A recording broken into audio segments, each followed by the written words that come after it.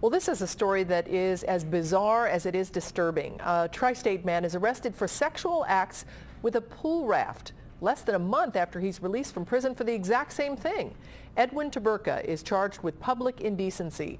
He was seen simulating sex with a raft this morning along Ohio 4 in Hamilton.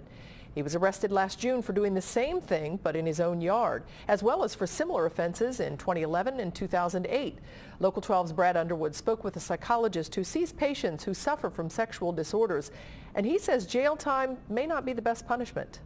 Weeks after being released from jail for having sex with a pool float, Hamilton police say 35-year-old Edwin Tobergta did it again. This time, police say it was this morning off Route 4.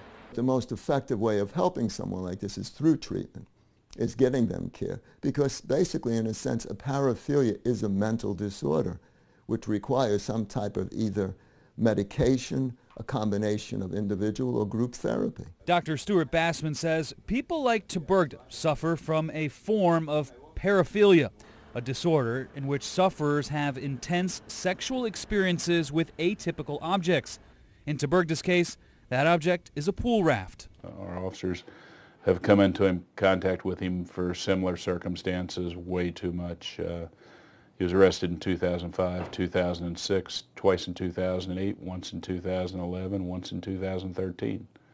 I think that constitutes a pattern. That pattern continues to put Tobergta in jail. However, Dr. Bassman believes jail is not the way to handle someone like this. Through treatment, through therapy, there is a way of learning how to manage these emotions, or manage this impulsivity which results in this behavior. According to Dr. Bassman, the treatment can be done one-on-one, but is more effective in a group setting. The real enigma about this is the person doesn't recognize that they're doing something that's hurtful, harmful, and that they're humiliating themselves as well as hurting other people. There is a sense of denial about the long-term ramifications of doing this. Now, Dr. Bassman added that years ago, people who displayed this type of behavior in public were often put in jail or asylums. Much of that decision was based on fear. Now, Dr. Bassman says there's so much more insight into the minds of people who suffer from mental and sexual disorders, and that help is available, and it should be the first option, not an afterthought. Cammie? All right, Brad, thank you. Tobergta will face a judge again next week.